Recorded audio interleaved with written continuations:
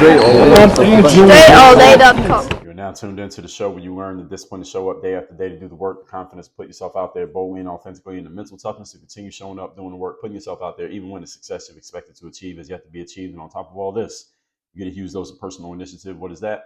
That is the go-getter energy that moves any one of us, including yourself, to go and make things happen instead of waiting for things to happen. And then we put all this together into a series of frameworks, approaches, insights, strategies, and techniques, all underneath the umbrella of one unified philosophy that is called Work on Your Game. My name is Dre Baldwin, also known as Dre All Day, and welcome to the show. And today's topic is, do not be too smart for your audience. Before we get started, let me remind you all of two things. First of all, my text message number down below in the description. When we start sending that message out again, I'll be talking about that a lot more. But the number is down there and it'll always be there. And when we start sending again, I'll get more into that. Secondly, workonyourgameuniversity.com. Have me as your direct coach.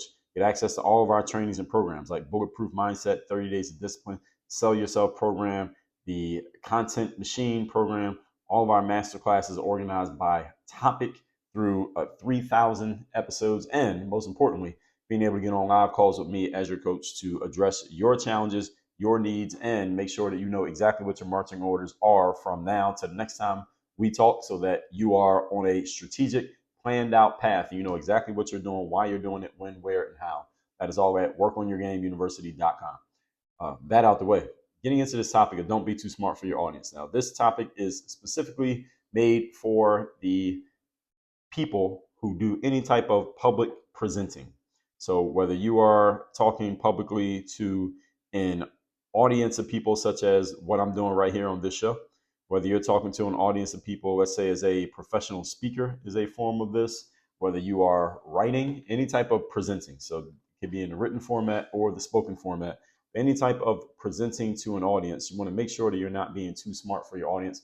I'm going to explain what that means. This could be for someone like a college professor when you're teaching, a student in college if you're giving a class presentation, a lawyer when you're trying to convince a judge or a jury. Do not be too smart for your audience. See, I see it online all the time of people being a little bit too smart for the people that they're talking to. And I'll explain what I mean by too smart.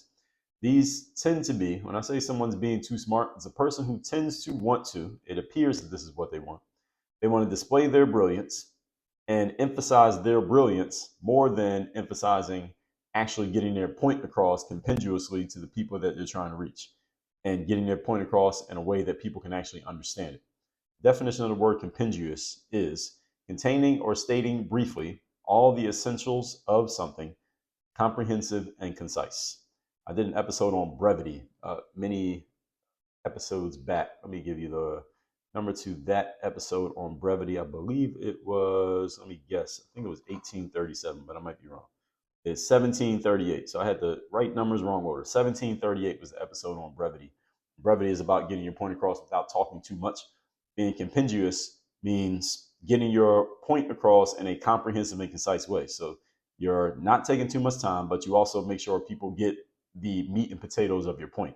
So I find this bad habit of being too smart most prevalent in those of you who consider yourselves educated, quote unquote. So when I say educated, I'm not saying that you technically are. In the United States, when you hear people use the term educated, what they generally mean, if we're talking objectively, what they mean is people who have completed some amount of collegiate courses. So you have some college credits under your belt, whether you finish, you got a 2-year, 4-year, or advanced degree. That's when people say educated. That's what I mean here today. But that's what I mean in general when I use that term. What I mean here today, rather, is people who call themselves educated. So even though I technically, Dre Baldwin, I have a college degree, I don't walk around calling myself educated. I don't call myself educated compared to any of you who did not finish college, as if that makes me smarter than you or makes my points more relevant than yours, because as you have probably heard me trash the American educational system. If you have not, keep listening and you will hear me trash it. Maybe not today, but in the past, I have done it many times and I will do it more times in the future. What it leads to is people thinking, because they have completed some college or a lot of college, that whatever they know, their information, their knowledge is more important than getting the point across. And this is a failure in communication. It's a failure in communication to dazzle people with your brilliance while missing the point of making sure they understand you. because then you're not being compinduous. If people don't understand, you're not being compinduous, no matter what you said, no matter how elegantly and eloquently you said it. And what happens is educated people, and when I say educated today, for context, I'm putting it in air quotes, so I'm not going to do it every time. I'm not going to say it every time either. Educated people tend to put a lot of emphasis on and a lot of value on how much they know, their credentials, their accomplishments, especially academically. And because of this, they find themselves continually showing and proving how smart they are. And they do this to the detriment of their communication, because when you show people how smart you are also, usually smart is a relative term. So if I say I'm really smart when I'm talking to my audience, that means I probably know more than they do. And you should know more than your audience, but that doesn't mean you should talk to your audience in a way that they feel like you know so much that they can't quite keep up. They got to be able to keep up with what you're saying. Most of the topics I talk about here on this show, maybe I know more about the topic, or at least I have thought more about the topic, is a better way of saying it, than most of you who are listening have thought about the topic. That's the reason why I'm recording this episode. But at the same time, I still want to make sure you get the point, because if you don't get the point, then what's the point of me knowing it if I can't transfer the knowledge? If I can't transfer the knowledge, then I can't do business. My business is about the transfer of knowledge, insights, information, strategies, skills, etc. And I can't transfer something to you if you do not understand it. So that's why you don't want to be too smart for your audience. So I want to make sure that none of you is making this mistake when you are putting your message out to the world. Point number one, today's topic, once again, is do not be too smart for your audience. Number one, many people have this bad habit, as I touched on in the introduction, of trying to prove to everyone how smart you are. People really don't care how smart you are. They may be impressed. Someone may throw you a bone and tell you how smart you are because you've done such a good job of explaining a subject, or you've done such a good job of displaying how much you know on the subject. You didn't really explain it. You just display how much you know. They may compliment you on it, and it may be genuine and it may not be, but this is a bad habit. Whether you're doing it, whether you did it by accident or you did it on purpose, is a bad habit. Showing people how smart you are, because again, nobody gives a damn how smart you are. What is that doing for anybody else that you're smart? Nothing. So what happens is when people are trying to prove how smart they are, they do so by showing their audience, that is the people that they're speaking to, how much that you know that they don't know.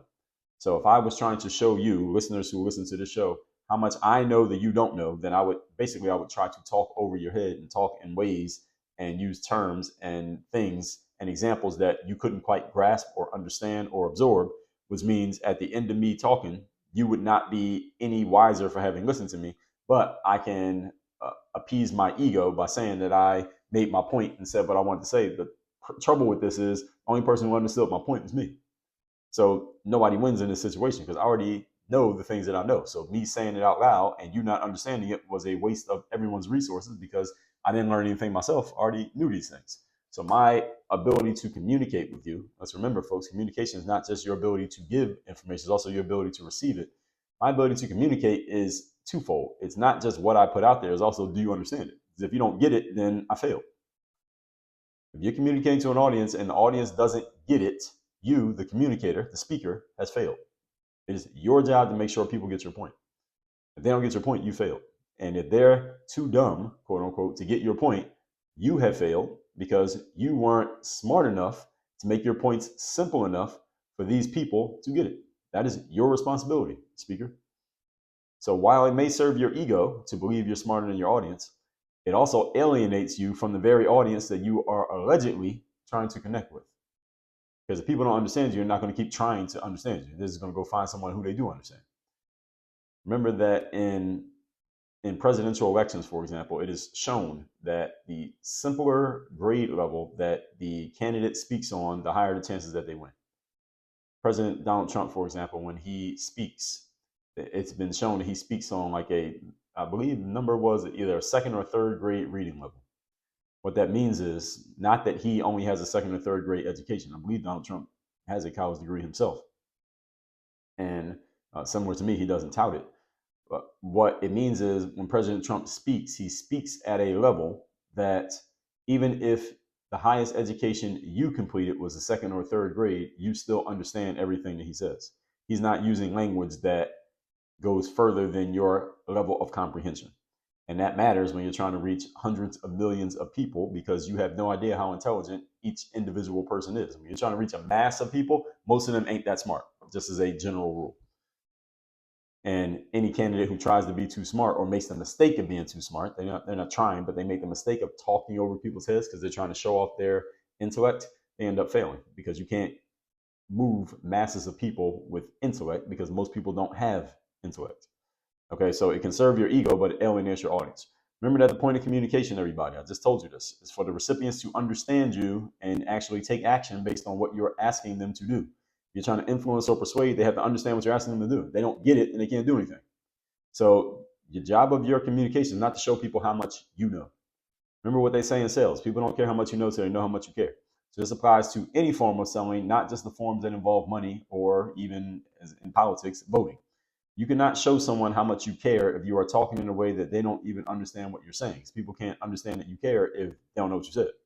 So any audience that you're looking to influence or persuade, you must speak to them on their level and they have to get your point. Now, whether they decide to follow your point or not is secondary. First, they have to understand your point. So those of you listening to this, I mentioned Donald Trump. All of you understand his perspective. You may not agree with his perspective. You may not be a fan. Maybe you have never voted for him. Maybe you're mad that he won, but none of you is confused as to where he stands. And if you want to compare and contrast that to his most recent opponent, Vice President Kamala Harris in the 2024 election, how many of you are confused as to where she actually stood, what she actually was about?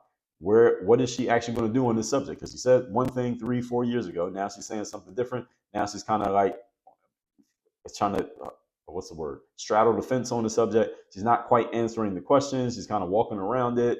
What exactly is she about? There were many questions, even up to the day of the election and after the election. There are many questions as to what is this woman actually about? And did this play a role in her losing the election to Donald Trump? Absolutely it did. If you're trying to reach a mass of people, they need to know exactly what you're saying. And if you leave people with questions and confusion, again, people are not going to keep asking you clarifying questions when they don't understand you. This is another thing that some of you need to understand.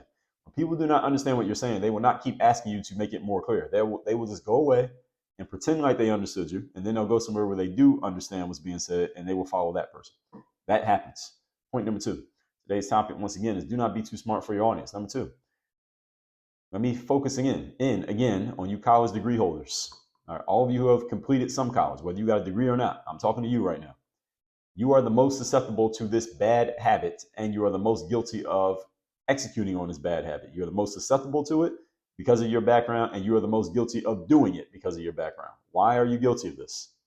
Because your life and your career, and this is some of you this matters more than others, some of you this emphasizes more than for others, are often immersed in environments where your education and your academic resume are prioritized. In other words, you're hanging around a bunch of other people who have college degrees like you. And all of you are smart, or at least all you think you're smart. So when you get to dealing with the regular folks who don't have college degrees, your habits remain because you're usually hanging around other people who have degrees. So y'all are used to talking to each other on a certain intellectual level. You understand? This is not necessarily a bad thing, but it can become a bad habit for the very reason of what I'm talking about here today. You become too smart for your audience, and you need to adjust your level of verbiage based on who you're talking to. Now, if you're talking to a 3-year-old, you have to talk differently than if you're talking to a 3rd-year law student. Is there such thing as 3 years in law? Let's say a 2nd-year law student, but I didn't go to law school. And you have to talk a little bit differently if you're talking to someone who, for them, English is a 2nd or 3rd language. I remember when I was traveling as a basketball player, and I played in a lot of different countries, and I would meet, every country I went to, I would meet some people, some countries had more than others, people who spoke English, but English was not their first language. And there's certain little details of the English language that I can use when I'm talking to you all, because most of you are Americans and English is your first language. You are a fluent native English speaker. I can use certain little language tricks when I'm talking to you all that you would get that when I was in Lithuania and talking to some 19-year-old who learned English in school, he could have a conversation, but there were certain little verbal tricks that I couldn't use with them because they don't understand those tricks because they didn't grow up understanding it.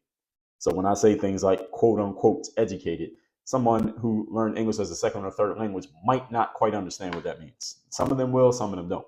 So I had to make little adjustments for how I say things depending on who I'm talking to. And again, if my goal in communicating with a person is for them to understand me, it's my job to make those adjustments. If I fail to make the adjustments and they don't get what I said, then what was I talking for? And why were they listening to me? So those of you who are in environments where you're hanging around a bunch of other people who are smart like you, you have to remember that when you step out of that environment, you must adjust your communication. Do not be too high above your audience to where they don't get you. So when you get to dealing with everyday folks without the degrees like you, all right, you got to turn that habit off. So don't go on demonstrating how much you know while going over the heads of the people that you're talking to, unless that's your goal. If your goal is to dazzle and intimidate them with your intellect, then go ahead and do it. But if your goal is for them to understand you and be influenced and persuaded by you, then don't do it.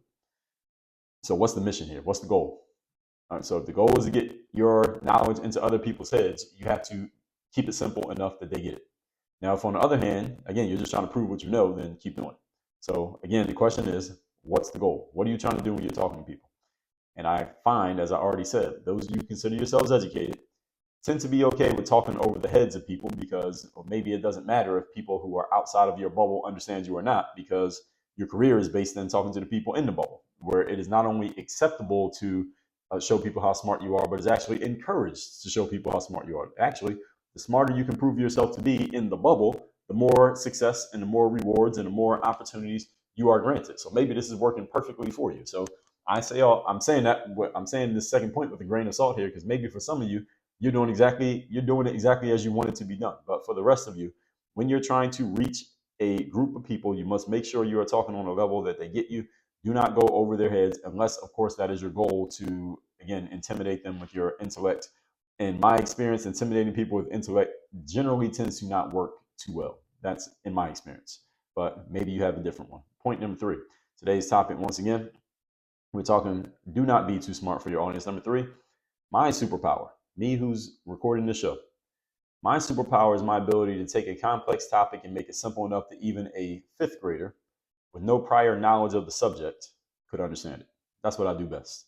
That's the reason why I talk about what I talk about here on the show. Is the reason why I break things down the way that I break things down here on the show. And any of you who's ever spoken to me or had a conversation with me outside of listening to this show, you understand that this is the normal way that I talk. If you ever been to any one of my events, you ever been coached by me, you ever had a conversation with me somewhere, if you know me on a personal level, if you ever listened to one of my live streams, or you just heard me talk anywhere other than on this show, you know that this is the way I talk all the time.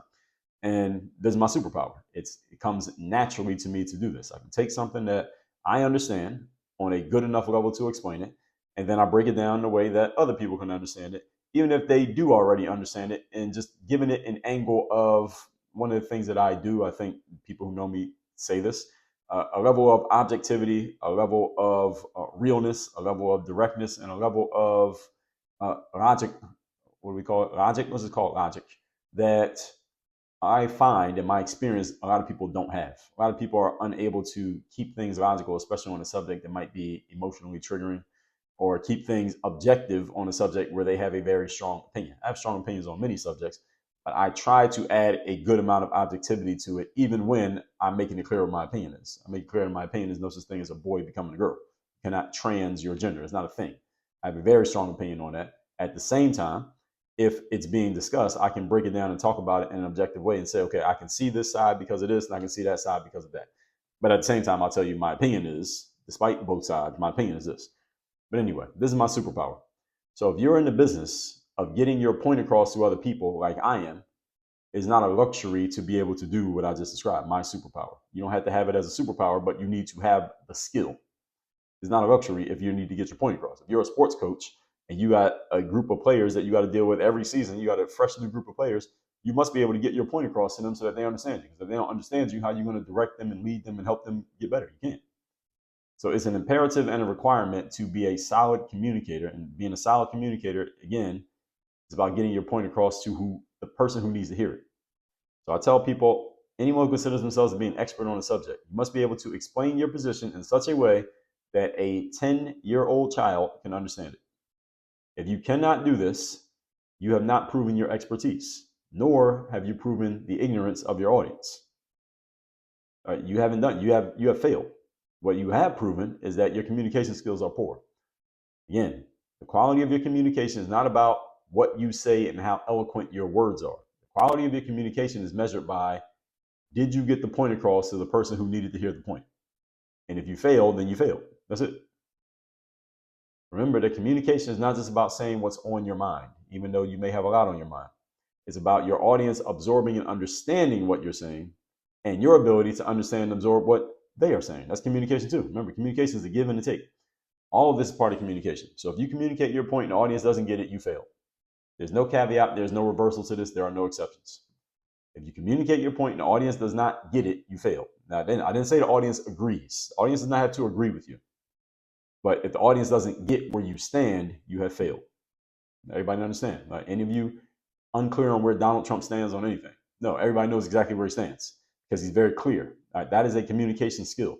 Now, I know some of you don't want to hear him being given props or credit for anything, but again, I told you, logical and objective. These are my things. If you're not that, that's okay. That's why I'm here to help you out.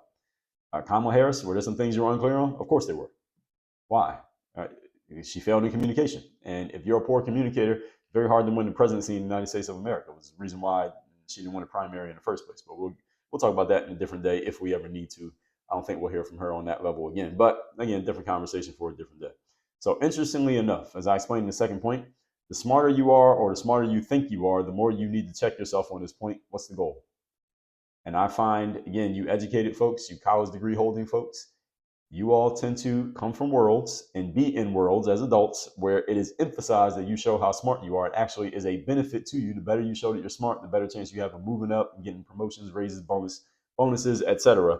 Whereas when you come out into the regular world with the regular folks, that stuff works against you. So again, you got to be able to turn it on and off, or just understand that you need to stay in that bubble so that you are inoculated from the reality of what I'm explaining here. And when you are in an area, as I said, the smarter you are, the smarter you think you are showing off your intellect. Fine to do it there. But if you really want to get to the master level, be able to dumb it down enough that, again, anybody can understand you. The problem for, again, the educated folks is that it's a lot of investment, especially in the United States, to get that education. And people get the confirmation bias. You have the emotional buy-in of everything you put into getting that education. It's very hard to turn that off and just say, I'm going to act like that's not a thing that I have or even mention it in the first place. If your career is based on it. Now, if your career is not based on it, someone like myself, my career is not based on my education or my degrees or anything, I can easily throw it away. But if your career is based on it, then I can understand why you have this issue. Doesn't mean it's not still an issue. Let's recap today's class, which is don't be too smart for your audience. I see this with people all the time, just trying to dazzle with their brilliance. Number one, many people had a bad habit of trying to prove to everyone else how smart you are, and this is done incorrectly.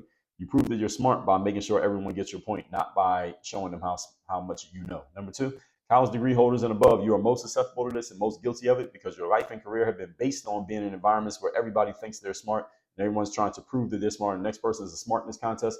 Get out of that competition. It's not a race you want to win. Number three, my superpower is my ability to take a complex topic, break it down, and make it simple enough for a fifth grader to understand it. That's the reason why I have this platform, the reason why I have such a broad and eclectic audience, because I can get my point across to anyone, even if you've never even heard of the topic that I'm going to discuss. I will help you understand it, help you understand why it's relevant, and I'm going to help you understand why I'm talking about it, and you're going to know exactly where I stand on it, even if you disagree with me. I guarantee. Listen to my show. Tell me if any episode in the history of the show I ever did not do that. All that said, workonyourgameuniversity.com. You want to step up your communication skills, your people skills, your leadership skills, and take your life, your business where you want it to go now and not later. You want to do it fast and not slow. Go to workonyourgameuniversity.com. I am there, and I will work with you. Work on your game. Dre, all